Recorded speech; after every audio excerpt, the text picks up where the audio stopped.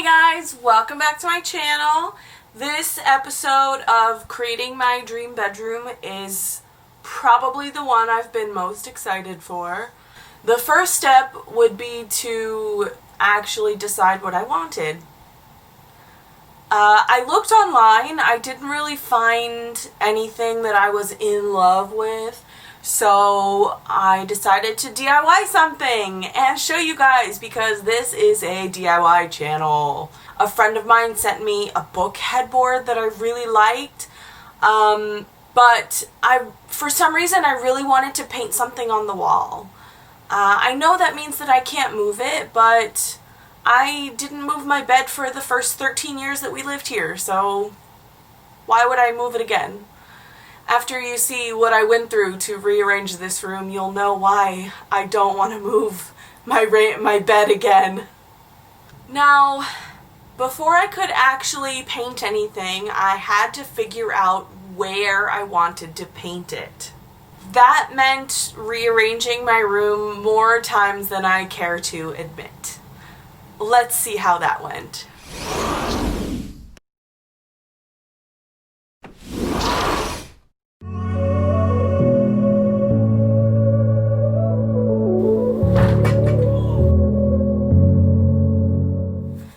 We do bed, nightstand, mirror. Maybe put a fake plant in the corner. I kill the real ones real easy. I've killed an unkillable plant before. So dresser in the middle here, light there, desk there. That means I still have to do something. The whole reason I'm trying to move the bed from that spot is because the vent blows directly on me. Maybe I can switch out the vent. Maybe I can turn it around.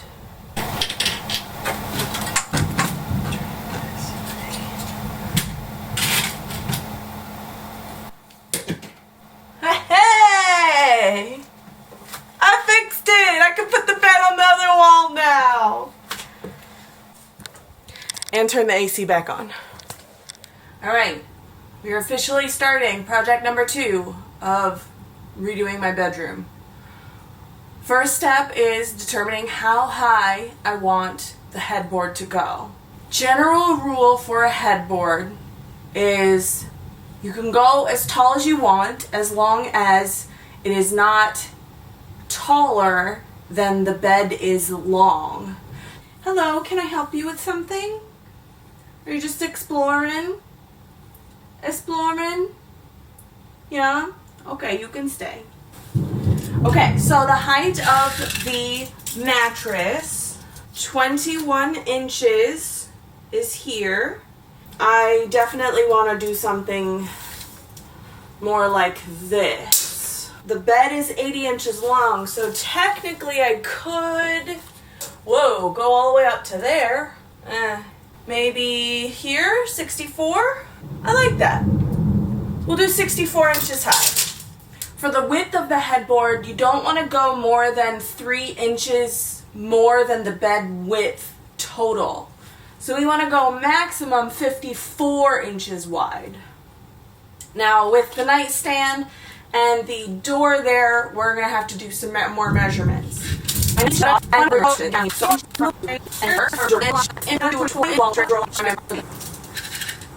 Yes. Okay, cool.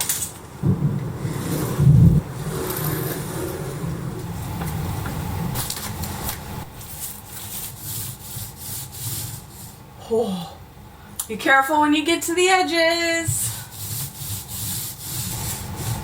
I've been pretty into mandalas lately. I have a few coloring books that I've been using during this lockdown, but a friend of mine back when I lived in Taiwan introduced me to actually drawing them and designing a mandala, and I figured I could do something like that for my headboard, so I did.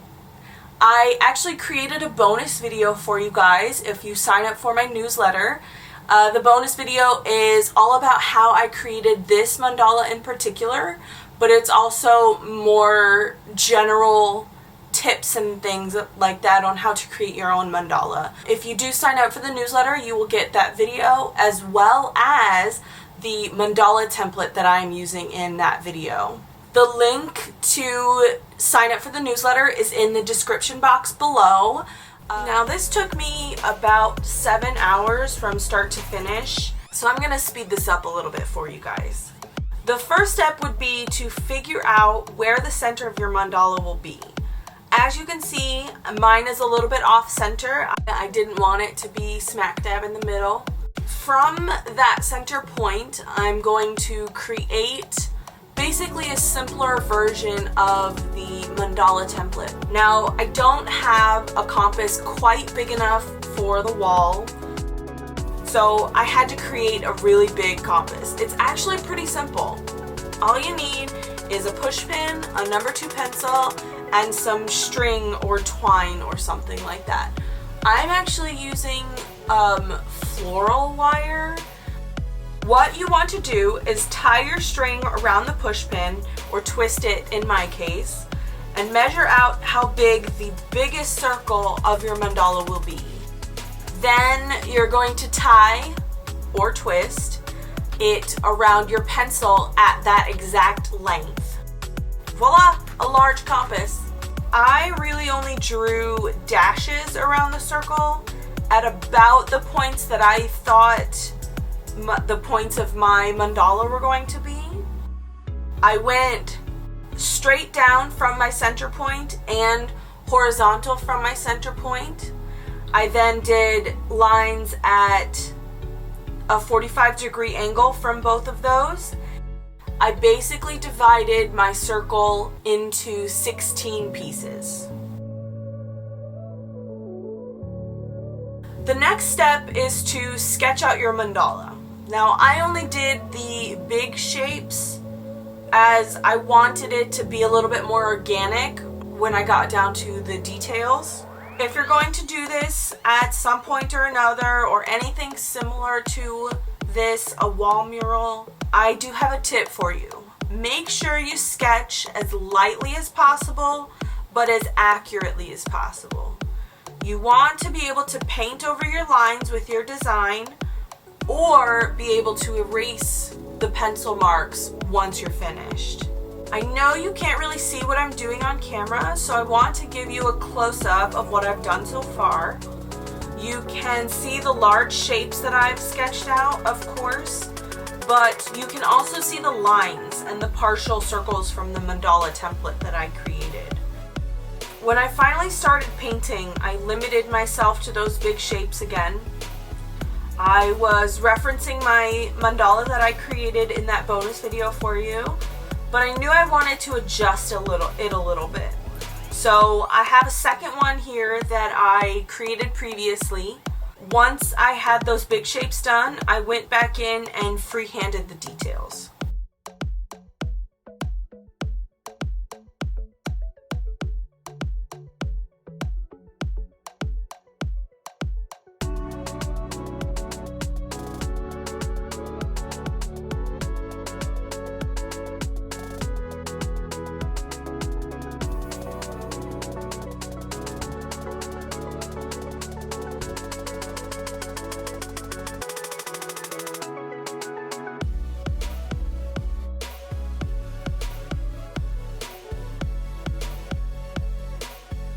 When I was finished with my original design, I stepped back and I almost immediately knew something was missing. Blowing up a mandala from paper size to wall size, it points out a lot of the empty spaces. I added a few small details. There was still something missing, and I couldn't really figure out what to do to make it feel complete. So I did what anyone would do. I asked my mom what she thought. She gave me a great idea to paint in the diamond shapes, but not as a pure white. She suggested that I add a little texture to it somehow. We talked a little bit. We talked about using a rag. I mentioned sponging it. I finally decided on using a crumpled up plastic bag. The next steps are pretty detail oriented in the finishing touches of it. I needed to erase my pencil marks or cover them in some way. So I went through the design, erasing the lighter marks, but I was unable to erase some of the darker marks, the ones where I created the circles. I ended up breaking out the teal paint again and painting over them. Some of them were so dark they needed 2 coats.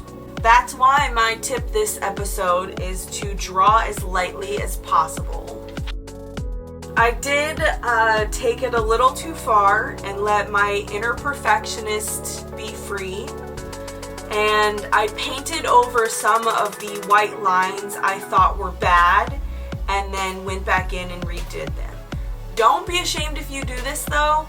You're the one that's going to be looking at this all the time, so make it look as good as you want.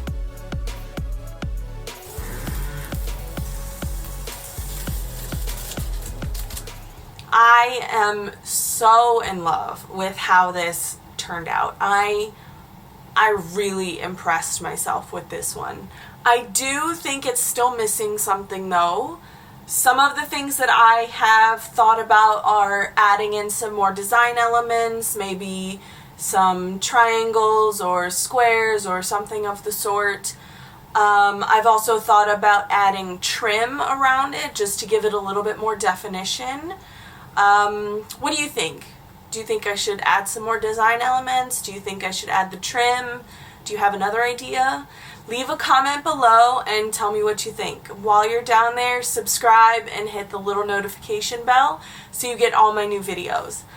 Next week will be the final video in the Creating My Dream Bedroom series. It's just gonna be finishing touches. I'm gonna hang a mirror on the wall, put up some curtains, finally put together my nightstand. And also there's going to be a mini Shein home decor haul. Thanks for watching, and I will see you guys next week.